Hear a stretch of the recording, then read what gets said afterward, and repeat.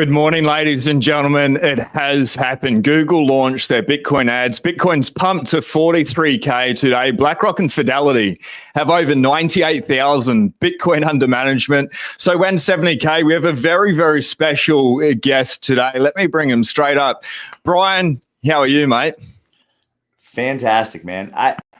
I watch the show all the time, and so I say here in the United States, I say good day all the time now. You've actually changed my vocabulary. It's a beautiful word, man. It makes people smile. So yes, thank you for your show. It's making my life better one day at a time. When I was in Virginia, I was walking through one of the towns there, and I just said g'day to everyone.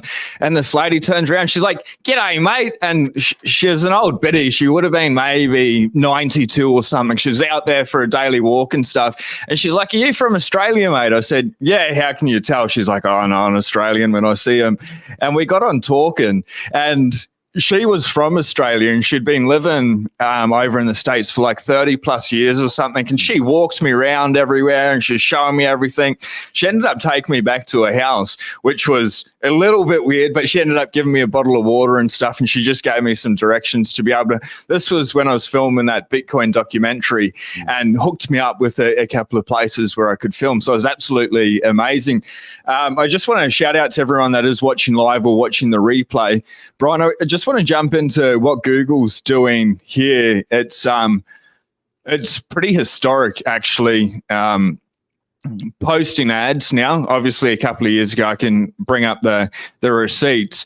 New York Times, Google bans Bitcoin advertisements and the policy change. And now we see VanEck, iShares, Fidelity, BlackRock, all sharing their spot Bitcoin ads. Good thing, bad thing, and how much has this space changed since you've been here, I believe, since 2013, if I'm not mistaken?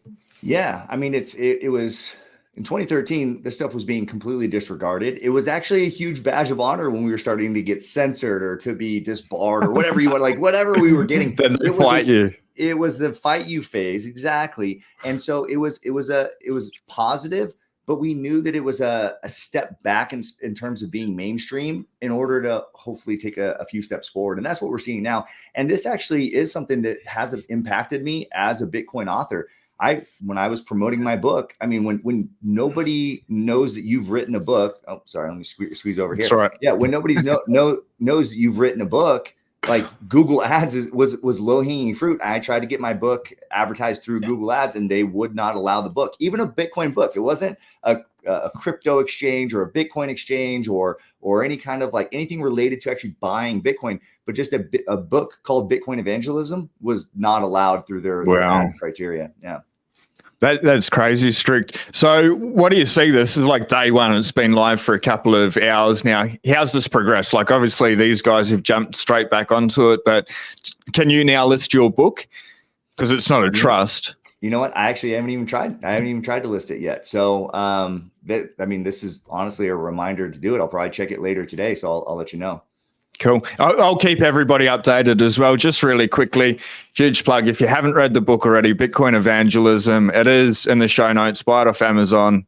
Read the books or eat the bugs, ladies and gentlemen. People get triggered when I say eat the bugs. Basically, the reason I say that, and I won't actually dive into the World Economic Forum and stuff. I believe it's good to be awake and aware what their 2030 agenda is, own nothing and be happy. Obviously, Bitcoin's that hope, that freedom, you become a self-sovereign individual with it. Do you see them succeeding there, or have we gotten to a critical point where Bitcoiners are that new ruling class, or maybe it's going to be effective for a couple of people, but Bitcoiners are going to stand loud and proud, or it's still going to affect all of us? So here's it's going to be bittersweet. It's going to be a triumph and it's going to be a tragedy all at the same time. The reason being is because the World Economic Forum, the World Health Organization, those entities will win. Now, here's the caveat. They won't win with everybody. They won't win with anybody that's on the parallel system, right? And so the Bitcoiners were developing a parallel system, a way to opt out of that. And so anytime in history where people have had an option to opt out into a freer, more well-rounded system, they do so, but not everybody does. It's sad. There's people that won't adopt that system. And so it's going to be less and less. And I hope that at some point it's a smaller portion. But yeah, absolutely. There always will be people that are going to elect to eat the bugs not because they want to eat the bugs, but because they're dependent on the system. They haven't found a way to break free of it. So yeah, it's a triumph and a tragedy all at the same time. Yeah, I 100% agree with that. So I guess the biggest takeaway is stack sats and chill, ladies and gentlemen. Brian, obviously Bitcoin sooner or later is going to go to 70K. I want to jump in there very shortly, but what I want to show everyone is the block clock today. Let me just go full screen and we'll do it here on the back screen. Block height 827,999, 999, 5:40 a.m. We are at 43,108. Let's go. Sats per USD 2,320, 9 minutes and 13 seconds. The halving's estimated April 22nd. The block rewards, Brian, we'll jump into this, but they've gone down quite a lot. 6.6246 Bitcoin. The fees are only making up 5.65% of that at the moment. Is this because all the ordinals, the cat JPEGs and stuff are off the chain? As a Bitcoin author, someone that's been in the space a whole lot, what do you think about, number one, the high transaction fees that we've had lately, and number two, with the cat JPEGs, ordinals, the wizards, everything that's going on that end? Yeah, I mean, it's one of those things where I was talking to Corey. Well, I was talking to him. We were in a Twitter thread. I was talking to Corey Clipston. He had posted about how, he had all these meetings with different investors, and none of them asked about ordinals, right? They asked about Bitcoin ETFs. They asked about just kind of general Bitcoin questions. They might have even asked a couple questions about crypto in general, but they didn't ask about ordinals. He said the investor types, the big investor types, smart money, they're not asking questions about this stuff right now. And my response was, well, you know what? In 2020 or even early 2021, most mainstream people coming into the space, they weren't asking about NFTs or DeFi or Doge or anything like that. But by mid to late 2021, they were asking about those things. So my thinking is that those aren't a concern right now. But we have a race to educate people. I mean, honestly, your channel is doing the Lord's work in this, because we need to be able to educate people before that wave of FOMO hits those things. I mean, I'm really worried that he calls them SOBs. He calls them ish coins on Bitcoin. Because that I'm worried that that's going to be the next ICO boom of this next wave. Now the reason, like when I got into Bitcoin, and then like the people that got in after me, like in that 2016 time period, they got into crypto, right? Like it was people getting into crypto, and people that are coming into Bitcoin now, there's a lot more like they're more fully armed with Bitcoin only positions, Bitcoin only information, which is good. I actually think that we're starting to win this information battle when it comes to Bitcoin versus crypto. So could it be a problem? Yes, it will be a problem to some degree. But I think ordinals in their state right now, if anything, good. Give the miners more money. I mine Bitcoin, so this is the aligned incentive. So do what you want to do with it. I'm making more Bitcoin. I'm stacking more sats from it. Do I want to do that with the network? No, I don't. But at the same time, what's the other benefit? It's pushing more people to Lightning. It's pushing more people to Liquid. I know so many people. When I go to a Bitcoin conference and I'm selling my book, or we're selling Orange Pill app, and we're saying, you know what, you can pay in sats. It's shocking how many people are going to a Bitcoin conference and have never used Lightning before. Now, that's not a knock on anybody, but it's surprising. I'd say it's the majority of Bitcoiners that go to a conference, which is a pretty high quality Bitcoiner, they haven't used Lightning. High transaction fees will prompt them to use Lightning. If we're not adopting Lightning, we're like missing the boat here. And so I think that that's actually a huge plus for us. Yep. In regards to Lightning, so I've been talking to the local Whole Foods, shout out to them. Shout out to everyone that's watching everywhere in the world.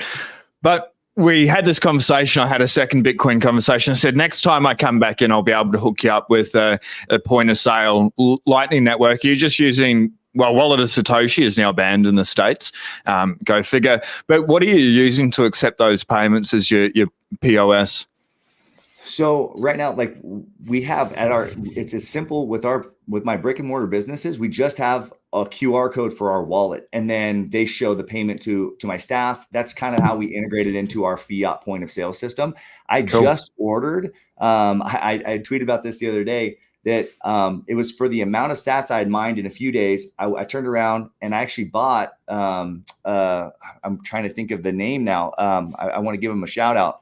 I'll figure out the name here. Oh, Bitcoin Eyes. I bought a Bitcoin Eyes payment. So it looks like a smartphone. It's like the size of a smartphone, but it's a little POS terminal. And so that does your Lightning integration, it does your invoicing and all that kind of stuff. And it's a plugin to your fiat point of sale system. So yeah, Bitcoin Eyes is the one I'm testing out. Right now, we just use a QR code, or Orange Pill app just launched its merchants. Our business is listed on the merchants page there, and people can zap us. They can zap their payments through the app as well. So that's actually a big solution for a lot of Bitcoin businesses. There's a lot of Bitcoin businesses, sadly, that actually don't accept Bitcoin, or they haven't trained their staff how to accept Bitcoin. So if your profile, imagine if your Google listing or if your Yelp listing had an ability to accept Bitcoin payments, then you wouldn't have to worry about the point of sale thing or training your staff to do it. It would just be integrated. So that's a huge solution that's being provided by the merchants on Orange Pill app.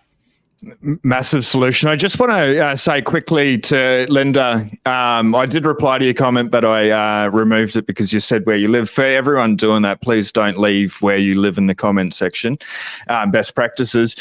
I'll pass it on. When you trial that, if you can provide a bit of feedback as well. I did see that you're doing that. You'd used your mining profits. Is that SAS mining that you're mining with still? Yep, I still go through SAS. I've been with them for probably a year and a half now. It was profitable through the entire bear market. It's been obviously very profitable now, especially with the ordinals and all that kind of stuff. They use 100%. I don't get paid by SAS or anything like that. I don't even have a referral link. Well, I might have a referral link somewhere, but I don't know what it is. And but they use 100% renewable energy. They get their power from hydroelectric dams.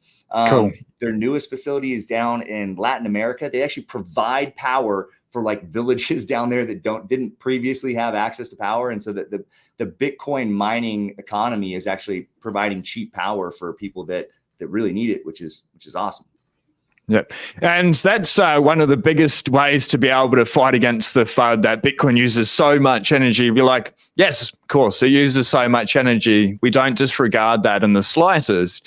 But Bitcoin is incentivizing people to go quote unquote green. Obviously, hydroelectric's the greenest power, the most sustainable green energy.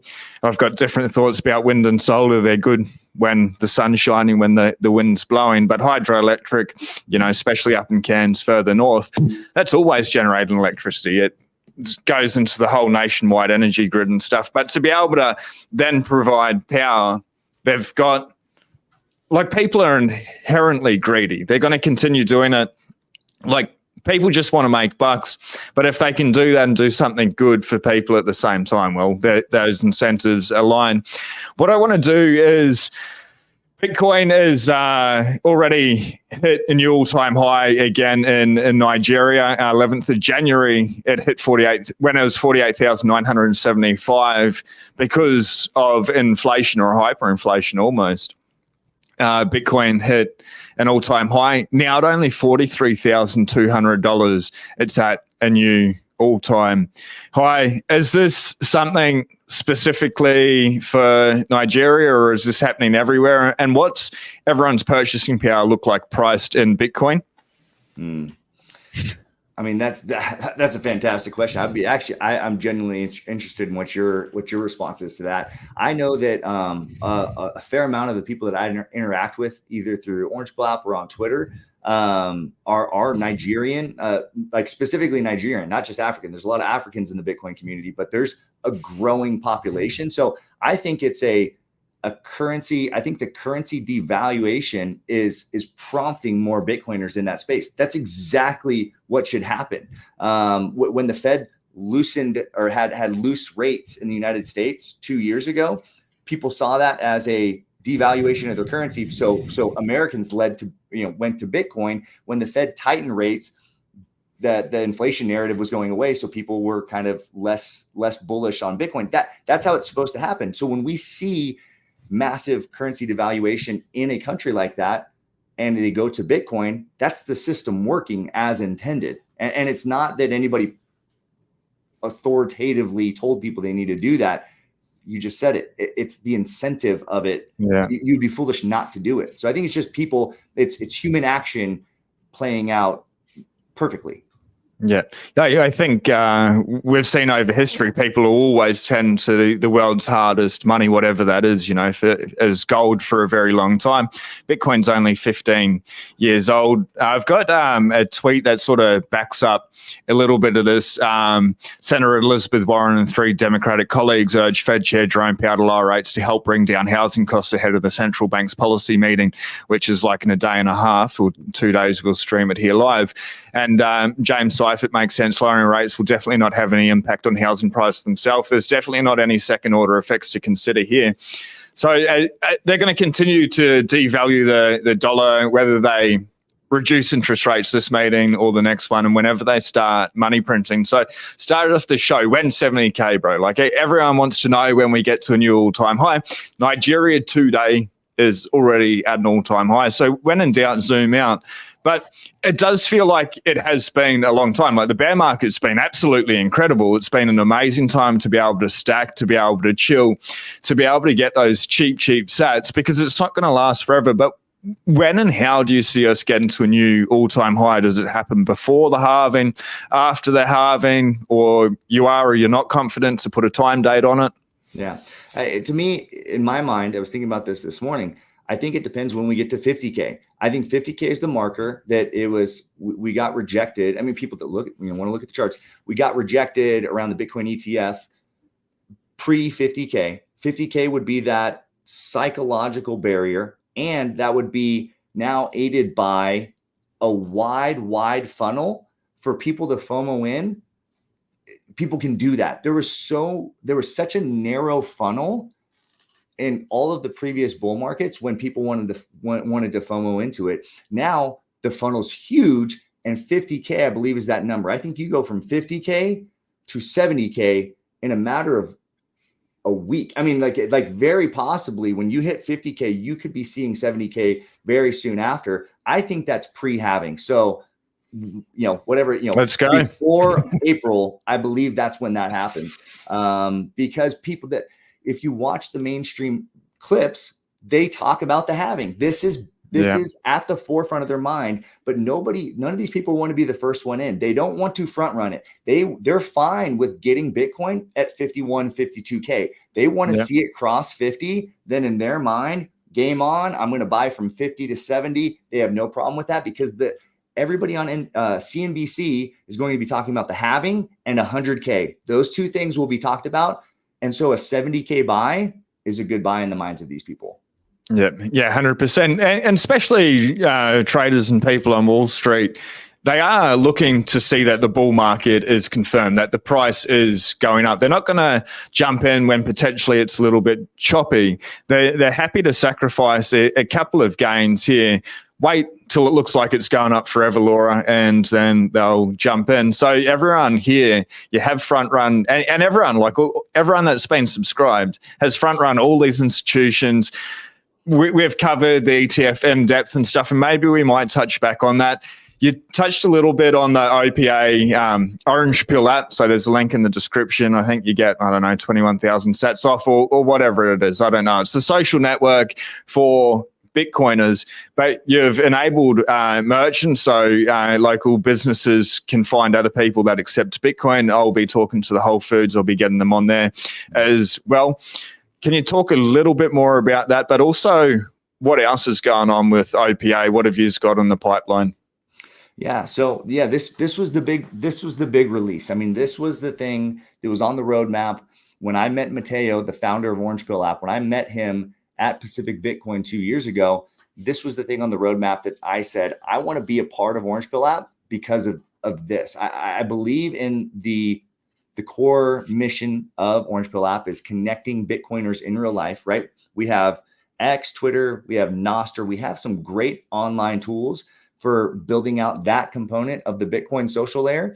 But if we don't have in real life connections, in-person connections with people, we're missing a huge part of the future of the Bitcoin social network. We need to have that, right? If CBDCs come out and it's the most tyrannical thing, they're coming. I say if. When CBDCs come out, if they're the most tyrannical thing of all time, the value proposition of an in real life connection with another Bitcoiner who you can have an economic contact with. So if it's a rancher, if it's the person you get your eggs from, your kid's school curriculum from, the guy that can fix your computer who accepts Bitcoin, a plumber that accepts Bitcoin, any one of those economic connections that enable you to opt out of the eat the bug system is one more tool that makes you anti-fragile. So there's a few big components to Orange Pill app, but everything is about in real life connection. So you can go on and it shows you Bitcoiners that are generally close to you. It doesn't know precisely where you're at. It uses approximate geolocation. So like if you and I were sitting in the same room and we opened the app,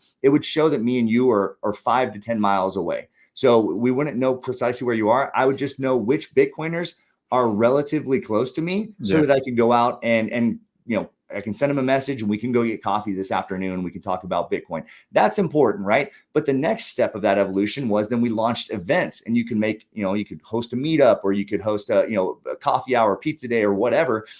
The last thing that we just released, the biggest component of this, especially in terms of the parallel economy, is the merchant section. Now, you can find resources for Bitcoin businesses online, and that's fine. This is specifically for brick and mortar businesses. So if somebody's in the audience and they have a coffee shop, or they have a nail salon, or whatever, if they're a plumber who accepts Bitcoin in person, then they can go to the orangepillapp.com/merchants. And as a merchant, you have a resource of 10 Bitcoiners in my area, 20 Bitcoiners in my area, which is growing all the time. And those are people who will specifically come to you for Bitcoin transactions. If imagine that someday, a year from now, you can open the app and you can find, where do I want to go for lunch today? I want to go to the Mexican food place. I want to go to the Chinese food place. I want to go get a hamburger. I can do those. And which ones accept Bitcoin? You're going to be able to do that. And that's a huge step towards opting out of the system. I mean, if you think about it, every time you buy Bitcoin and every time you spend Bitcoin, that is a vote against the fiat system. So you might not think that your elections matter, whether you do or not. The one election that absolutely irrefutably matters is what you do with your money. And so the more votes that we can do for the Bitcoin social layer to vote against the Bitcoin or the fiat social layer, the more we win, the brighter the future. Yep. Then they fight you and we win, which is happening now. So talking about the parallel economy, you've got a new book that's coming out. It's going to be out before the halving. Again, you started off with Bitcoin evangelism. What's that rabbit hole been like? What's the book been like? And are you getting close to publishing, sending it off to your printer? Yeah, man. Well, first of all, I noticed you got your dollar bill back in there. I was watching the show last night. You took it out. I was like, oh, yeah. It's roughly in the right place. Yeah, there we go. I know you said you've read it a few times, so I know you're just brushing up on it. But yeah, the new book, it's on the parallel economy. It's what are the implications of the Bitcoin social layer and the parallel economy? I mean, if we don't have connections with Bitcoin, it's like, what's the point of buying and holding Bitcoin? A fiat mindset is I'm going to buy it and hold it. And when it goes to $1 million, I'm going to cash it back into fiat. I think Bitcoiners are becoming more aware that that's not the way you win with Bitcoin. That would be that'd be a lot of patience for not the ultimate win. I know exactly when I'm going to cash out of Bitcoin. People ask all the time, when's the perfect time to sell? When's the perfect time to time the market? I cash out or I trade my Bitcoin all the time for goods and services. I spend Bitcoin almost every single day. My wife asked me when we bought our first Bitcoins, when are we going to sell? What price do you sell your Bitcoin? I said, when we can buy more stuff with it than we can today. As long as I took $1 of fiat and I can buy $2 of stuff tomorrow, that's a win. And the more you stack up those wins, the more you're empowering your life. So that's what this book's about. It's about making the case of what the fiat social layer is, what the fiat system is. And I don't go a whole lot. I have two amazing co-authors. I have Knut Svanholm who Oh, wrote wow. a chapter, and Daniel Prince, who wrote a chapter. Wow. Two absolute heavy hitters. So to have them on the book is amazing. That's huge. They make a really good case for what the fiat, kind of a recap of how we got here with central banking. I make a big case for everything in fiat that came along with central banking, right? Like, we know that central banking is bad, but we only started asking as soon as we started asking the question, what is in my money? We started asking the question, what is in my food? What is in the medicine that I give to my children? What is in, this X, Y, and Z, right? We start to ask questions about every single thing. And that's what I would define as the fiat social layer. It's this knotted mess of things that enable control for the system. The fiat social layer, every element of it, when you analyze it, makes you weaker and more dependent on the system. And so what the Bitcoin social layer represents is this idea that not only will you be able to opt out of that system, but it's a much more fruitful and robust life. But we only get there. And the last, and I was talking about voting and elections there a second ago. The last chapter of the book is called "Every Day is Election Day." And it's a breakdown of all of the ways that we can vote. And it's not just, like I said, with buying Bitcoin and spending Bitcoin. That's huge. That's like the number one way to undo the system. But it's, what am I clicking on? What am I watching? What am I spending my time talking about? What stores am I going to? All those things are votes, either for the Bitcoin social layer or for the fiat social layer. We have power. We have the power. We saw this with the Bud Light boycott, with here in the United States, the Target boycott. We've seen freedom-minded people standing up to this establishment and unwinding some of this mess. I mean, it's at our fingertips. And so that's much of the case of this book. And I probably the most exciting chapter, the chapter that I love writing the most. My background is in human behavioral science, psychology. And so, and I studied propaganda. Cool. People always question me because they're like, "Oh, you said you wanted to be in the FBI." I never was in the FBI. I was studying forensic psychology. Are you sure? Because I thought you're spooked. They would never hire somebody as inarticulate as me to do that. But there's I think chapter 4 of the book is called "Tools of the Puppet Master," and it is a I don't want to call it a masterclass because it makes it sound like I'm a big deal. But I'll just say that for lack of a better term. It's a masterclass on propaganda and how propaganda is used insidiously, like ways that we might not even understand it. And then the next chapter, I quote Nico from Simply Bitcoin in the name of the chapter. Tweets are the bullets and memes are the artillery, and the ways that we unwind that and how we participate in the unwinding of that mess. It's a really empowering and I think challenging book for Bitcoiners. If Bitcoin Evangelism was a book about like, here's what Bitcoin is, and here's how you explain it to crypto people, and here's how you win over your mom or your dad, this book is a challenge to the Bitcoiner themselves. It's like, how do you take it to the next level? And so I think that's a challenge that I needed, and I think it's a challenge a lot of us need. Man, that's so awesome. I'm so excited. So when are we going to be able to read it? Or when am I going to be able to read it? Yeah. So, I mean, I would love to send you an advanced copy. It might be a little embarrassing when it's a work in progress, but the book is going to be ready for Bitcoin Atlantis. We originally, when I was setting out to write it, it was going to be a launch at the beginning of April for the halving. But then when Bitcoin Atlantis caught wind of it somehow, they invited me to go launch the book at their event, which is a month earlier. So it was going to be like the fastest book written ever for the halving. And then it got moved up by a month.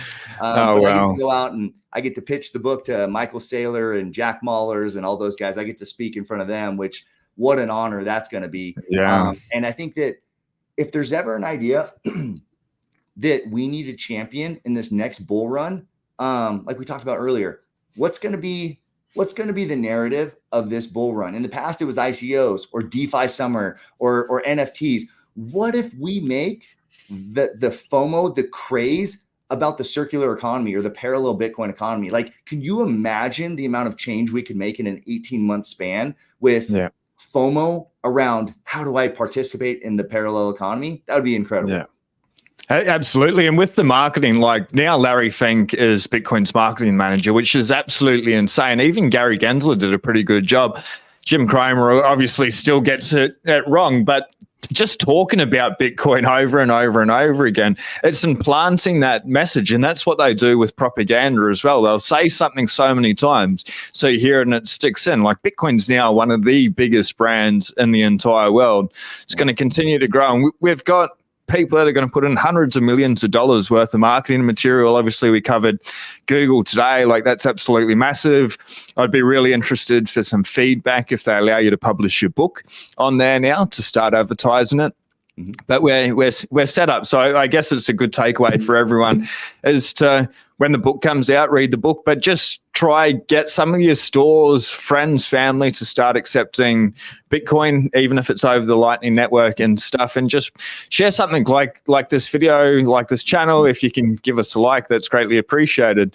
But I want to flip gears, talking about you being an FBI spook.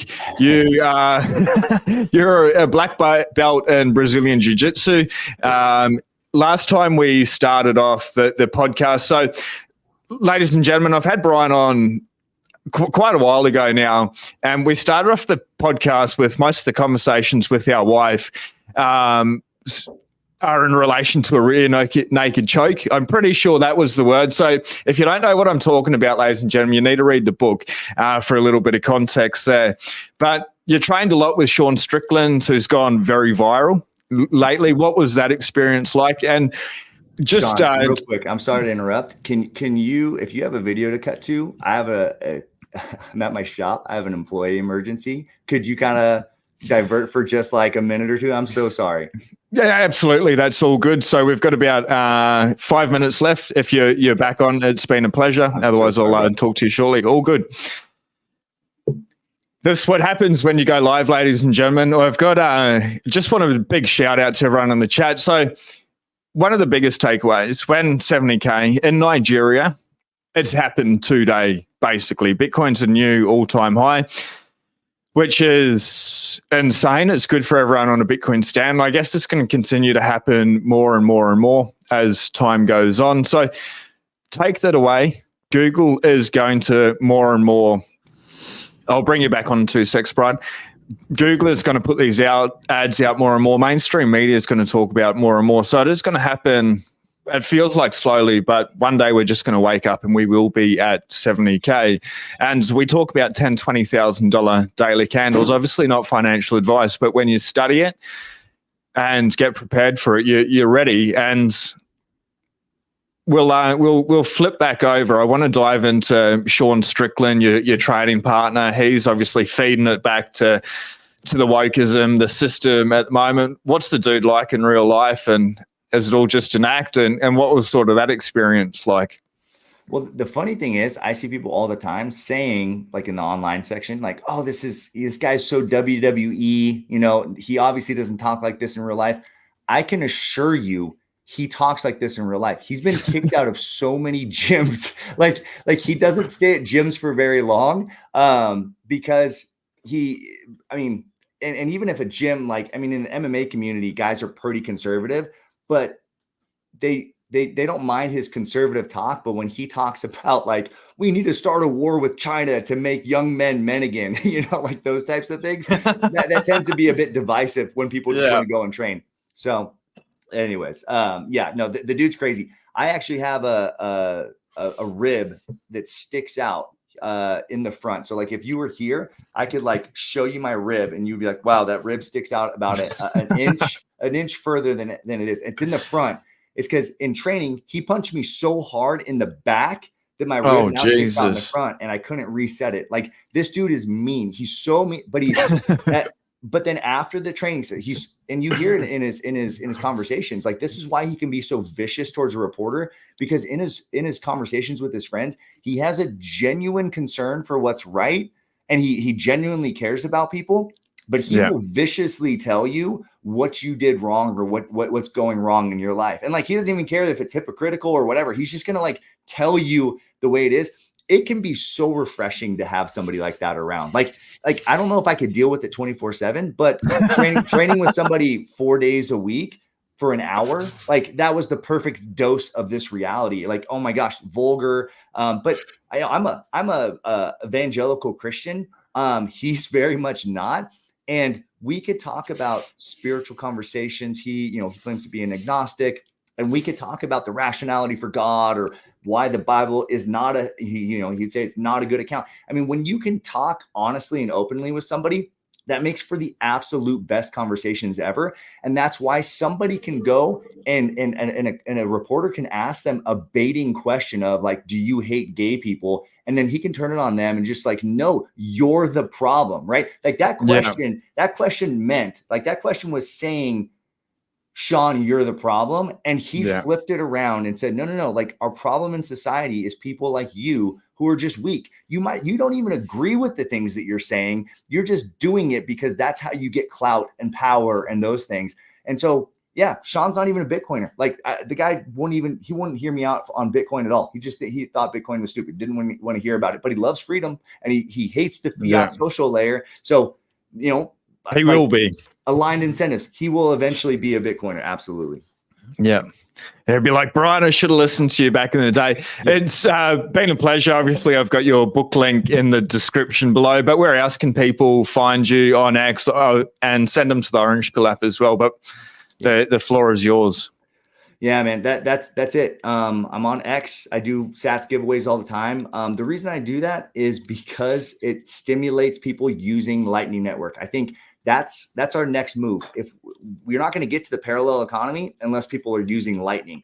If you're in the United States and wallet of Satoshi isn't working anymore, if you want an equally simple wallet, go to something like Speed Wallet or Aqua. There's solutions out there that you can download for free. And you can, tell people don't put a ton of sats on here. Don't have more than 50,000 or 100,000 sats because some of them are custodial. I mean, Aqua's not apparently, but I haven't really used them much. But get people to touch this stuff, and that's how we make the first step. So people don't need to be onboarded to the parallel economy today. Just touch Lightning. That's why we do Sats giveaways through X all the time, and then of course on Orange Pill app. Reach out to me there, especially if you happen to be in California and you want to reach out to me. I love hanging out with Bitcoiners. Like I went out a couple weeks ago, met a guy through the app, and we went out and grabbed lunch, talked for 2 hours. It was one of the better conversations I had that week, and it was a pleasure. Yeah. Awesome. No, definitely for everyone watching, if you are in Cali, reach out. You can reach out to me on the OPA app. Same with Brian. We're both on X as well. I'll retweet Brian's X account, and I'll put it in the description after this video's published and uploaded. Also, you've got a brick and mortar store called Sultan Light Wellness. We did touch on that in the last video, so if people want a little bit more information what you're doing in real life, jump on and watch that last podcast. But it's been a pleasure, ladies and gentlemen. If you haven't already, hit subscribe. If we vibe, we'll see you on the next video. Be blessed.